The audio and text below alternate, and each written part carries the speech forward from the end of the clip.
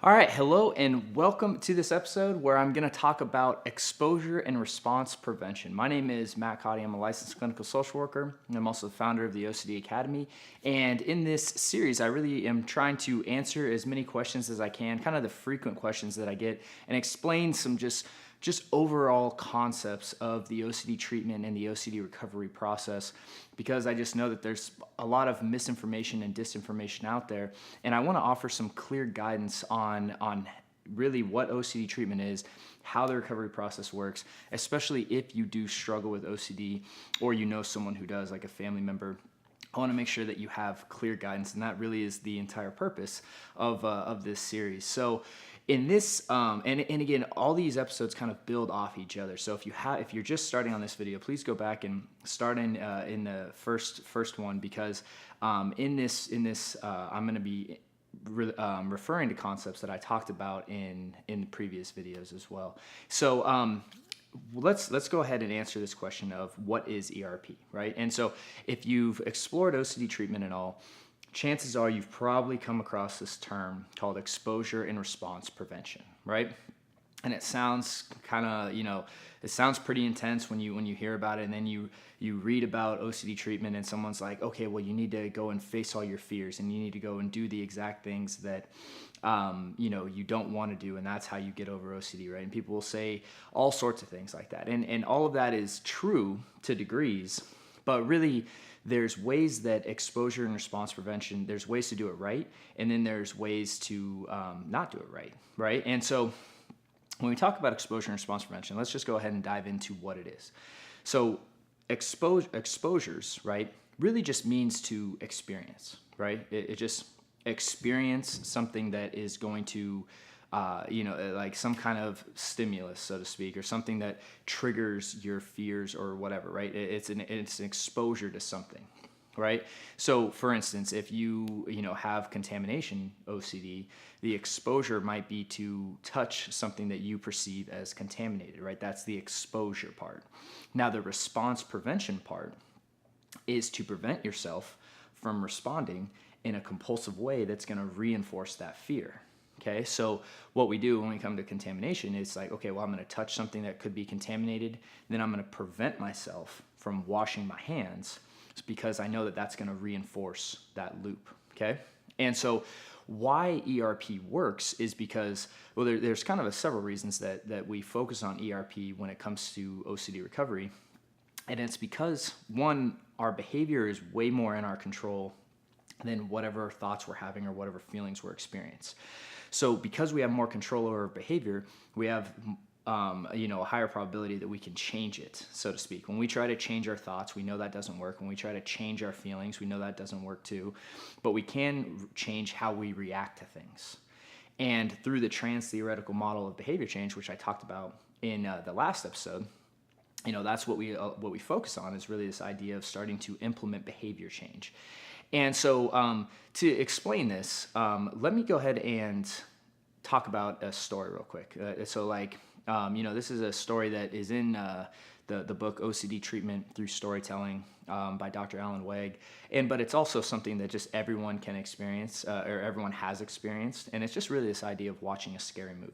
So when I was going through treatment, one of the things that I had to do, on my own journey to recovery, was watch scary movies, right? And so, I had a big fear at one time about demons, right? And that was like a thing that I was very, it was really, really terrifying to me, right? And I was really in this kind of, this obsessive compulsive loops around this idea of like, well, what if I got possessed, or, what if someone I know did, and all that stuff. So one of the things that I had to do was watch a scary movie, or watch movies that involved this idea of demons and stuff.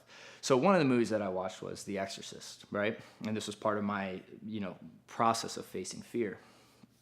And for those of you who haven't seen The Exorcist, it's a pretty famous movie about this girl that gets possessed by a demon, right? And the exorcist is the person who actually, goes and tries to help, get her unpossessed, so to speak, right? Exorcise her, so to speak. But anyways, so the first time I remember, with the people that they're helping guide me on my treatment process, were like, oh, you're going to watch The Exorcist. And I was like, no, I'm not. I promise.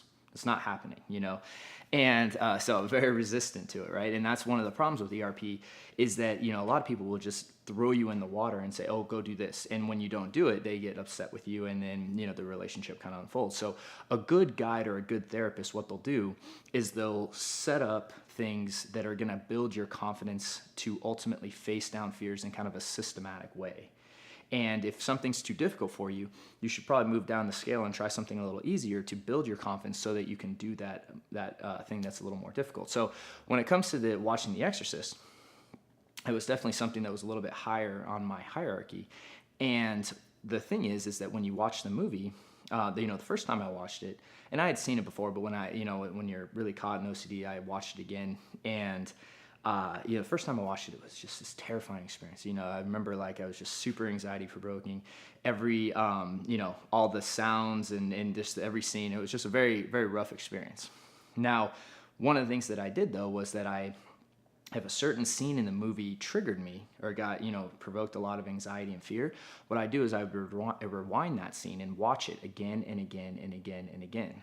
And what happens is the more that I experienced that scene and didn't do any compulsive behaviors, what happened is that eventually that scene, that shock value just didn't happen, right? So when you watch the scene the first time, it might be really scary, but the second time you watch it, it's not as bad. The 10th time you watch it, it's really not that bad. And then by the 20th time, you're like, what is this? You know the dialogue, you know exactly what's going to happen. The music is there. And because you've experienced so much and prevented yourself from responding, what happens is that you habituate to that scene. And that's probably the best parallel that I can present, because that's really the whole goal of ERP is habituation. It's this idea of learning to habituate to our exposures or to our experiences that trigger fear. And we do that through repetitive exposure. And the more and more we experience it, the less and less it stimulates those feelings and those fears, specifically when we prevent ourselves from responding in compulsive ways. So I know I'm throwing a lot of words out there, so I want to make sure this is clear. And so so as I went through the movie, I would rewind these scenes and, just watch them again and again. And eventually I habituate, and now I could watch the movie and it's not going to bother me at all, because I've seen all the scary scenes so many times. It's just I know exactly what's going to happen. And more importantly, I know what's going to happen within me, because internally, because it's something that I just experienced again and again, to the point where it has no sting, it has no reaction anymore. And that really is the goal, and why exposure and response prevention works so well is because, through this kind of phenomenon of habituation, when you've kind of trained yourself that you don't need to react in a compulsive way. And the only way you can do that, though, is by directly confronting and experiencing your feared objects or feared situations or feared thoughts or whatever.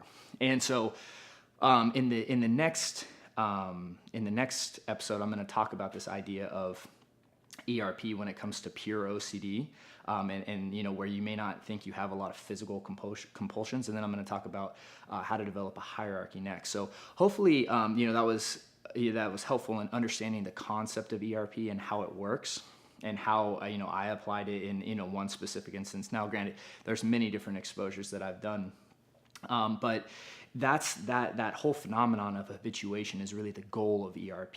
And so one of the most important things that you can do on your recovery, though, is really identify all the different compulsions that you do, so that you know what to prevent yourself from doing when you do exposures. And so what I did is I put together a compulsion inventory that I have down below and in the notes. And so please be sure to get that. It's free. And so you just can click the link, you'll go to a page where you can download it. And that will help you identify a lot of the compulsive behaviors that you might be doing, so that you can be successful with this ERP process.